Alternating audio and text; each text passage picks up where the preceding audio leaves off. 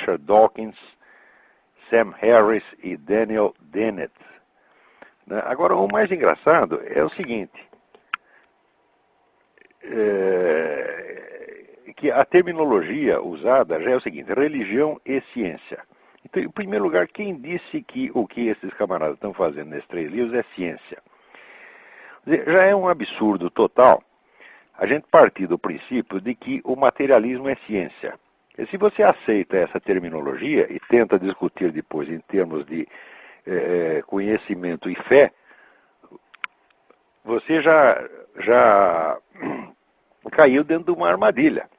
Você não pode esquecer, vamos dizer, que a primeira, num debate, num confronto de argumentos, a primeira coisa é nunca usar a linguagem do adversário, porque aí você permite que ele molde o debate. Não que você tenha que moldá-lo sem que, que o adversário perceba.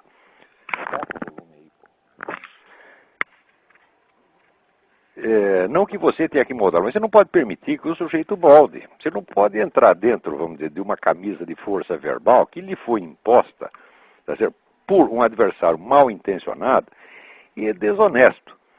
Quer dizer, na premissa materialista não existe absolutamente nada de científico. Isso aí é uma metafísica barata, tá certo? Metafísica de galinheiro, que a gente não tem por que aceitar. Quer dizer, religião e fé, religião e ciência é uma pinóia. Quer dizer, a nossa discussão aqui é ciência contra ciência e religião contra religião. Em primeiro lugar, nós temos, vamos dizer, a nossa ciência, que é uma ciência milenar, que tem uma continuidade, vamos dizer, desde o tempo de Aristóteles até hoje, tá certo? Da qual participam os maiores cientistas de todos os tempos.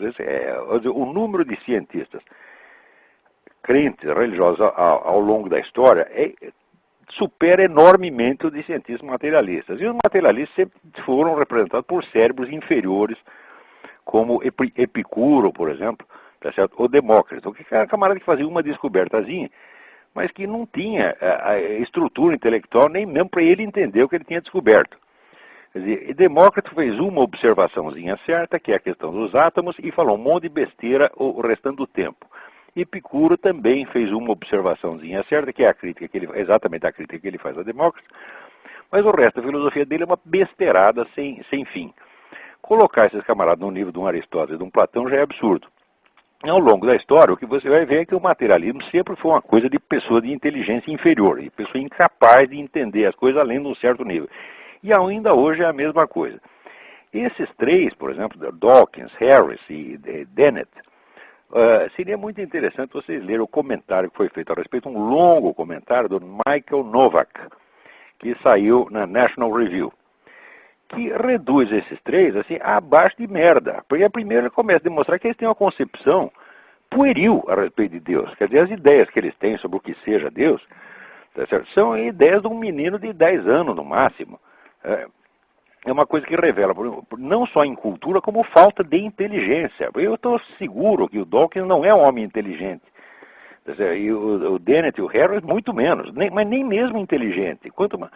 Cultura falta totalmente a esses camaradas. Eles não sabem do que estão falando. Eles não têm a menor ideia do que seja teologia, do que seja espiritualidade, tá certo? Do que seja a mística. É tudo chute. Esses camaradas eles são 3 Rodrigos Constantino, melhor Rodrigo Constantino falando em inglês, você está entendendo?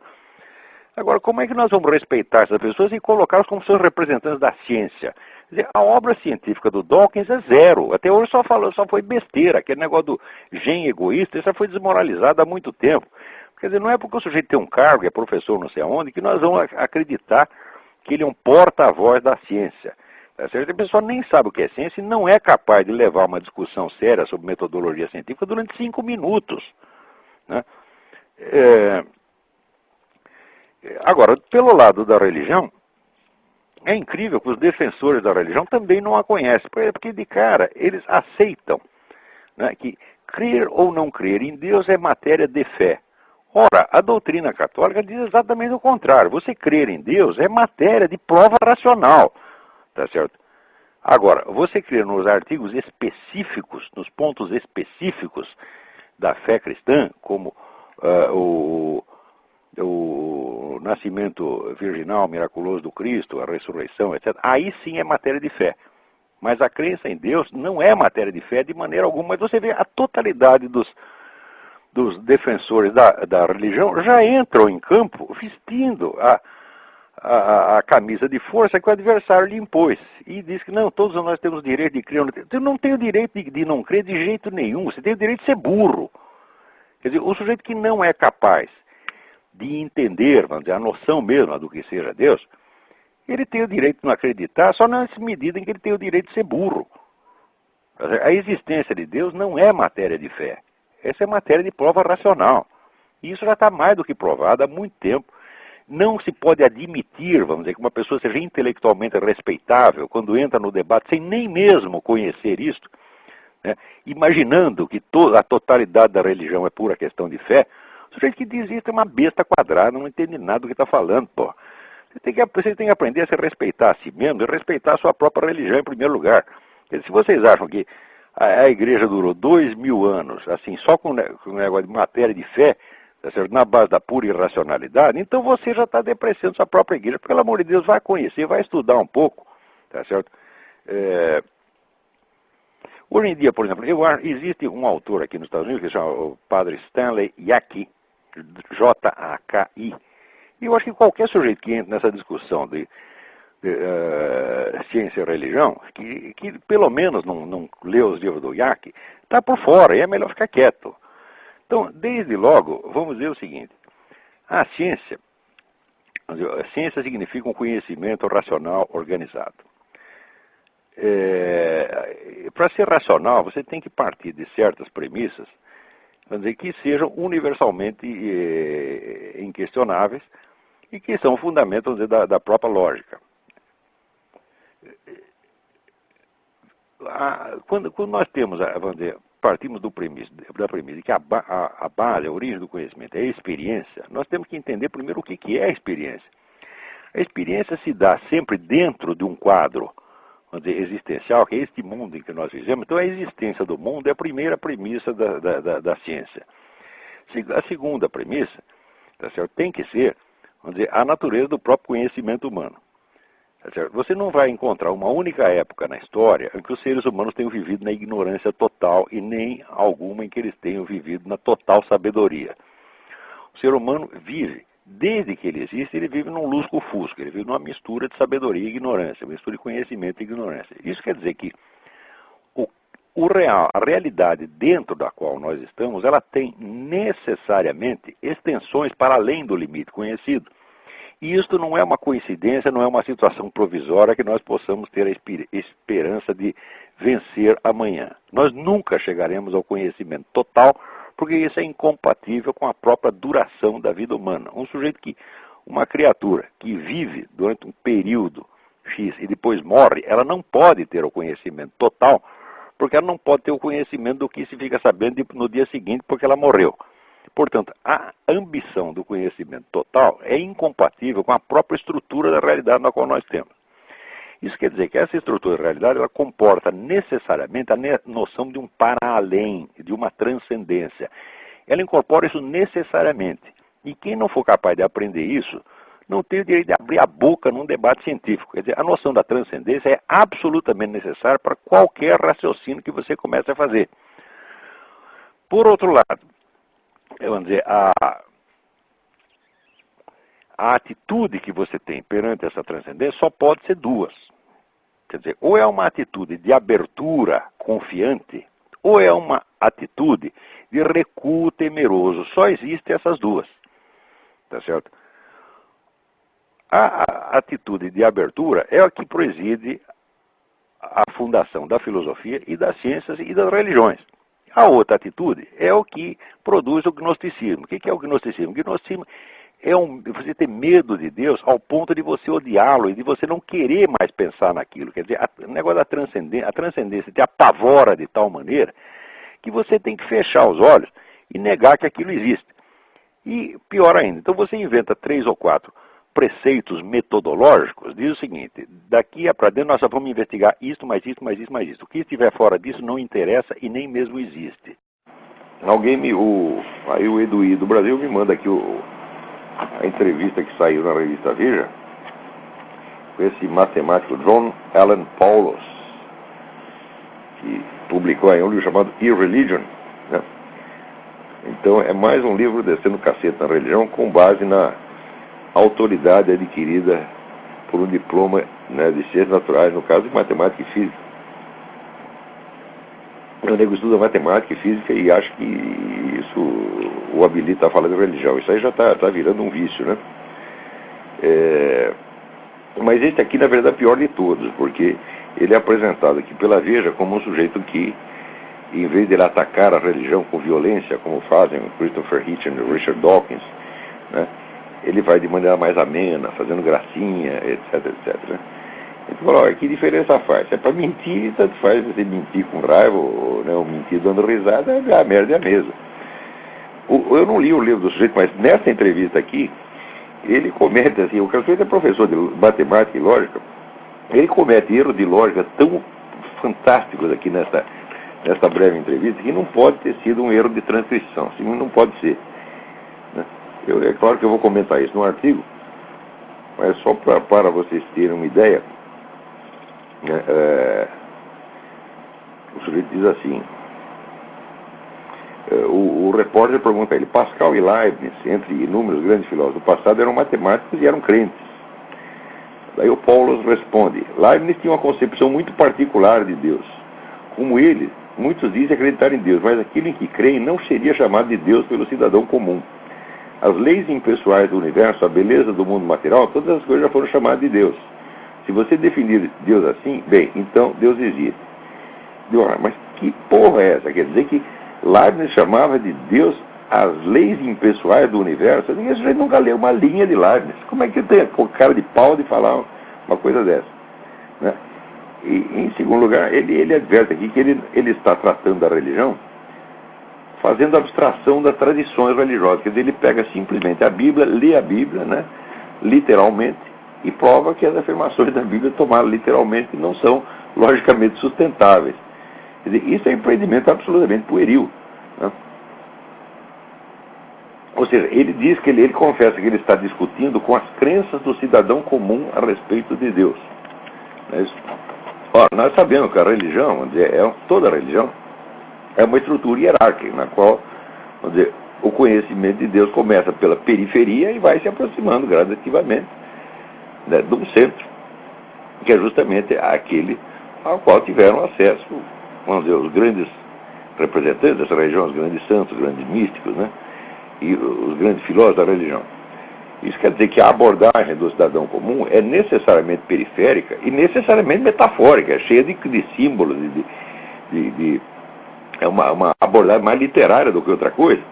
Tá certo? Nenhuma religião pretende que as crenças do cidadão comum a respeito dela própria sejam verdadeiras no sentido factual. Elas são alusivas.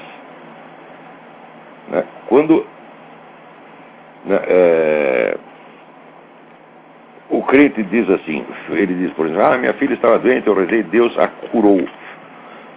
Né? Você sabe que essa frase não tem um sentido material, no sentido que você diz que o remédio curou uma dor de cabeça.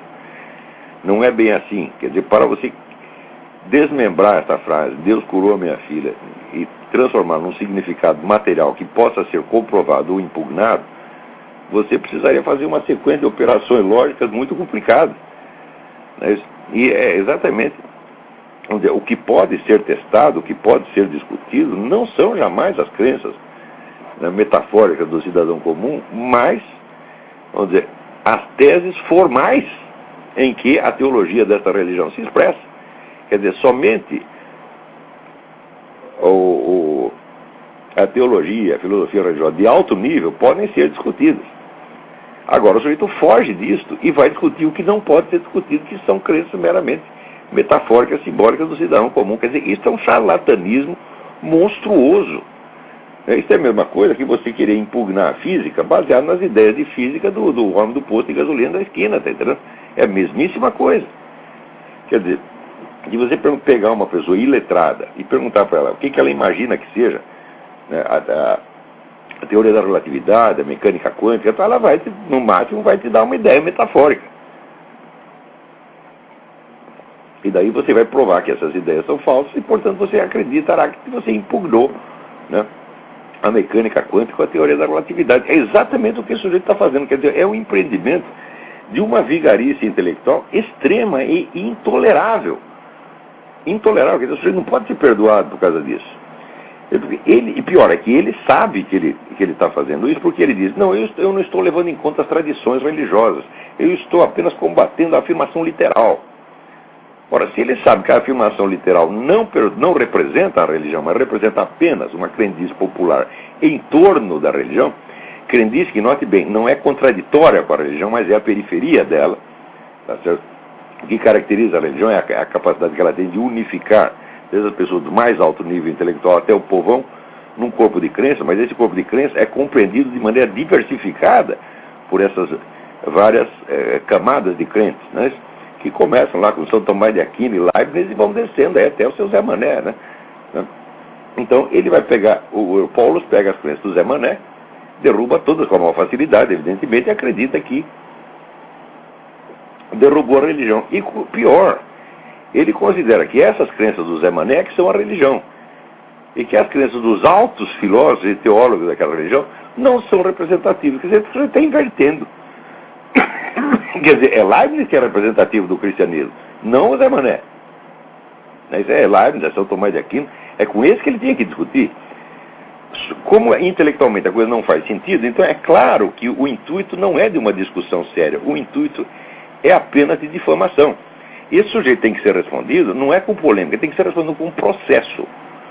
Agora, esse pessoal da igreja, esses cardeais, etc., isso aqui também é tudo um bando de boiola, tá certo? Que tudo o que eles querem é se acomodar, tá certo?